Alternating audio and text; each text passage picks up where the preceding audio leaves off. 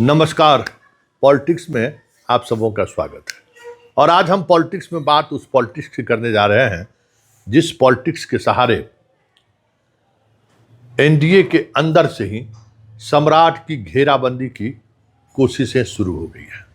बात उस पॉलिटिक्स की करने जा रहे हैं जिस पॉलिटिक्स का सीधे सीधे मतलब है मंत्रिपरिषद के एक मंत्री के द्वारा सम्राट के फैसले पर सार्वजनिक तौर पर सवाल खड़ा करना। बात सवाल खड़े करने का नहीं है, बात है कि इस सवाल खड़े करने के सहारे मंत्री ने सीधे सीधे तौर पर सम्राट को चुनौती ही नहीं दी है। सम्राट मुख्यमंत्री हैं, इस बात को लेकर चुनौती उसने दे दी है क्योंकि मंत्रिपरिषद ने सरकार निहित है और सरकार का फैसला न्यायिक जांच का है, सरकार का फैसला एफआईआर दर्ज करने का है। हाँ, ये अलग बात है कि उसके बाद की स्थिति में सरकार पूरी तौर पर मुख्यमंत्री के साथ खड़ी दिखी, लेकिन आज अशोक चौधरी भरत तिवारी के परिजन से मुलाकात कर जिस शब्दावली का इस्तेमाल किया है, परिवार माँ पिता से मुलाकात के दौरान, फिर मीडिया से बात करते हुए उन्होंने जो बातें कही हैं, वह सीधे सीधे तौर पे उस मंत्री का अपने कैबिनेट के सुप्रीमो मुख्यमंत्री को चुनौती है। तो क्या अशोक चौधरी को सम्राट बर्खास्त करेंगे क्या? क्योंकि सीधे सीधे तौर पर इस तरीके की बयानबाजी का मतलब ही है कि मंत्री को अपने पद पर बने रहने की नैतिक जिम्मेवारी खो चुके। नैतिक जिम्मेवारी इसलिए कह रहे हैं कि आप जिस कैबिनेट के मंत्री हैं उस कैबिनेट के सुप्रीमो के खिलाफ या सुप्रीमो के लिए गए फैसले के विपरीत आप स्टैंड ले रहे हैं। इस बीच सम्राट चौधरी की पूर्व मुख्यमंत्री नीतीश कुमार से भी मुलाकात होती है। हालांकि उस मुलाकात का कोई मतलब नहीं है, न नीतीश कुमार उस मनः स्थिति में है और ना ही नीतीश कुमार कुछ करने की स्थिति में। लेकिन एक सिंबॉलिक तरीके से सम्राट काफी लंबे अरसे बाद मुलाकात करके कुछ तो कुछ संदेश देने की कोशिश की, क्योंकि ये जो तस्वीर है ना, जरा इस तस्वीर को देखिए। नीतीश कुमार पीठ पर हाथ डाल थपथपा रहे हैं। यह तस्वीर सम्राट चौधरी अपने पेज पर सार्वजनिक करके कुछ तो संकेत दिया ही है ना। लेकिन आज भरत तिवारी के परिवार से मुलाकात के दौरान माँ पिताजी से बातचीत और मीडिया से बातचीत के दौरान अशोक चौधरी ने कहा क्या है, पहले जरा ये सुन लीजिए, क्योंकि उनके इसी बयान के बाद मुख्यमंत्री सचिवालय या मुख्यमंत्री के आसपास रहने वाले लोग पूरी तरह उस पर असहज हैं। जरा सुनिए क्या हुआ।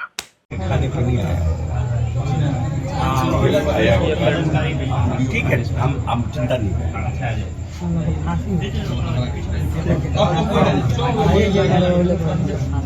देखिए इनको भी मारा गया है। देखिए ये लाठीचार्ज में अभी तक दाग पड़ा चेहरा में। ये सब क्या चीज का दाग है? ये दिखा दीजिए फोटो जो मारा था उनको भी दिखा दीजिए। वो जात रही सर तो बचावे खातिर तो हमनी के ढुके ना दिहल लो घटना स्थल पर। हाँ, वो घटना कहाँ हुआ था? जटानी पर। अच्छा, वो जो लाठी चार्ज करा था डीएसपी आदेश दे देना मरवा सर लाठी चार्ज कर रही का है नो करना मार की बात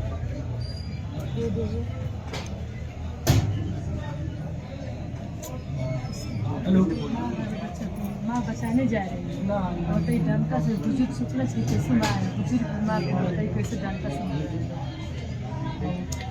माँ तो गिर गई, बच्चा को देख कर चाह रही कैसे बचा ले बच्चा को देखिए कैसे दोला नंबर ये कैसे मारा।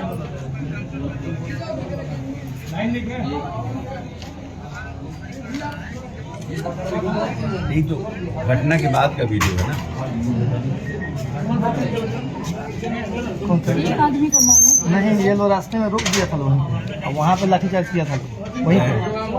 घटना जहाँ हो रहा था वहाँ से 5 मीटर दूरी पे इन लोग को रोक दिया था। वहीं पे लोग लाठीचार्ज कर दिया। लेडीज लोग और वहाँ पे जो जेंट्स कांस्टेबल था लोग वो लोग लाठीचार्ज किया था। जान ही नहीं दिया, फ्रंट पे इन लोग को जाने ही नहीं दिया लोग। इन लोग के सामने मार दिया। हाँ हाँ, हाँ आई विटनेस है लोग। चिल्लाते रह गए। आप आए विटनेस हैं? अच्छा, वो उनके ऊपर जो आप लोग को रोक दिया इधर, हाँ घेर दिया आप लोग को, और वो कहाँ आगे था? हाँ गोली चला कंधा पे हाथ रख करके। डीएसपी साहब मारे। नहीं तो ये भी गोली चलाया था? नहीं सिलेंडर वो दे दिए थे। नहीं तो ये हथियार कोई कहता है कि ये हथियार जो है वो नकली हथियार था, इसका मतलब डराने वाला हथियार था। हैं? ये देखिए सर, हाँ? ये देखिए। कोई लोग कहता है कि उसका जो हथियार था, एक गोली जो है पेट में मारा गया है, ये हाइड्रोसिल होते हुए पेट में निकला है।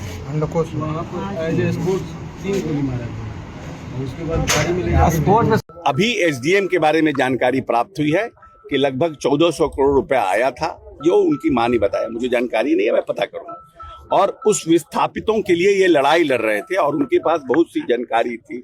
बार बार जो यहाँ के एसडीएम है, और अभयानंद जी ने भी इस बात की जिक्र की है, जो हमने देखा कि एसडीएम वहां पर क्या कर रहे थे। जब अब भरत तिवारी के साथ इनकाउंटर हो रहा था, तो what was SDM doing there, what was his role and why he was present, ये सब पता करेंगे, जानकारी प्राप्त करेंगे। न्यायिक जो हमारे बने हैं, जो न्यायिक जिनके अध्यक्ष में जांच आई, उनसे भी बात करेंगे, उनसे भी मिलेंगे, और पूरी बात से हम जो भी हमारे पटना में इस संबंध में मुख्यमंत्री, उप मुख्यमंत्री, पदाधिकारी, सबको हम इस चीज से अवगत कराएंगे। सर, सम्राट चौधरी की सरकार में न्याय मिल पाएगा कि नहीं? भरत तिवारी को न्याय मिल पाएगा कि नहीं? देखिए, अगर न्याय नहीं मिल पाता, अभी हम बिलौटी क्षेत्र से आ रहे हैं तो वहाँ पर अभी न्याय अगर नहीं मिलता और न्याय की इच्छा नहीं होती, तो न्यायिक जांच क्यों होती? किसी आईजी से भी जांच करा सकते थे, किससे डीजी से भी जांच करा सकते हैं। जहां तक आप लोगों का प्रश्न है कि गिरफ्तारी कब होगी, ये राजतंत्र नहीं है ना कि आज मुंडी जिसका कटा, ये ईरान का शासन है कि जिसका मुंडी कटा वहीं हाथ काट दो। ये तो न्यायिक व्यवस्था है ना। आपको याद होगा कि आपका क्या नाम है, हमारे जो टेररिस्ट आए थे, जो टेररिस्ट अटैक हुआ था बॉम्बे में, याद है ना कसाब का, कितना लंबा प्रोसेस चला था उसका भी। कसाब, जबकि उसको फांसी की सजा हुई, फिर भी कितना लंबा प्रोसेस चला। तो there is a judicial system working in this country, let that system work out, but I will make it sure, आप लोगों को मैं आश्वस्त करता हूं कि न्याय मिलेगा और इनके माता पिता को जो आंसू है वो जस्टिस मिले। मैं मानता हूं, मैं पहले भी कहा हूं कि पुलिस ने यहाँ पर ओवर एक्ट किया, जिसकी आवश्यकता नहीं थी उस काम को उन्होंने किया। तो ठीक है, ओवरऑल वील सी कैसे इनको न्याय मिले। तो आपने सुना, इसका मतलब क्या है? इसका मतलब सीधे तौर पर है कि एक गठबंधन का साथी, जदयू का एक मंत्री, सम्राट चौधरी का इनकाउंटर को लेकर जो नीतिगत निर्णय है या फैसला है, उसके खिलाफ है। इतना ही नहीं, गठबंधन का एक और मजबूत साथी, जिसके नेता चिराग पासवान है, केंद्र में एनडीए की सरकार में वो मंत्री है, वो भी कुछ इसी तरीके के बयान आकर देकर चले गए। इस दो बयान का मतलब क्या है?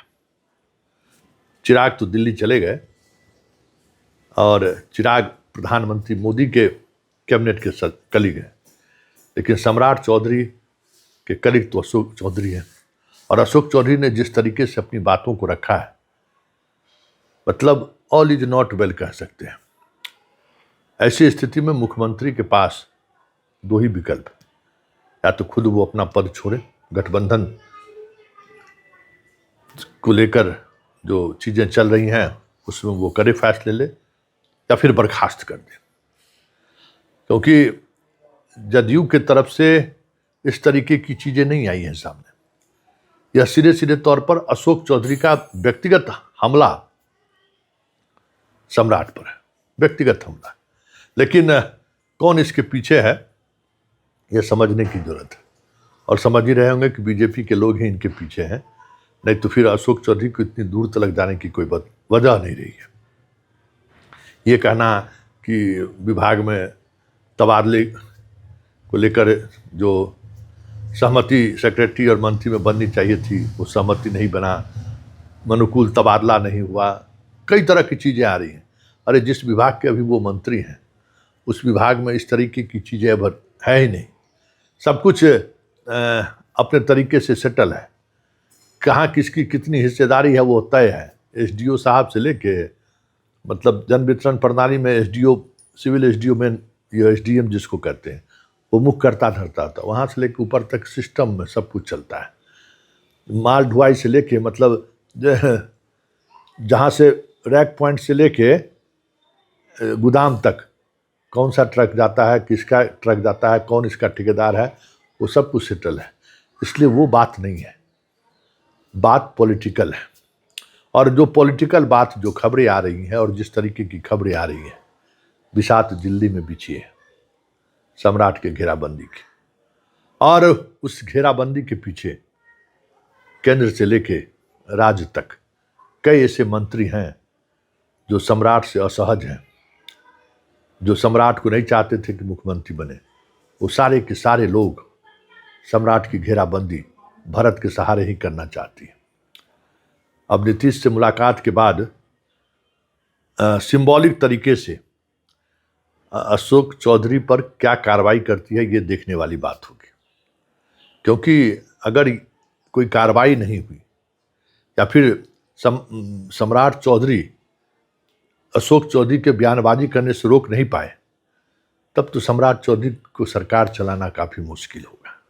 क्योंकि अपने ही सहयोगियों के द्वारा, अपने ही कलीग मंत्रियों के द्वारा अगर इस तरीके का सवाल खड़े किए जाएंगे तो अभी तो भरत तिवारी है। आने वाले समय में कई ऐसे निर्णय होंगे जिस निर्णय पर सार्वजनिक तौर पर अगर इस तरीके से बयानबाजी होगी तो फिर मुख्यमंत्री का तो इकबाल ही खत्म होगा ना। तो ये भरत तिवारी के परिजनों से मुलाकात और फिर बयानबाजी संकेत है सम्राट का इकबाल खतरे में है।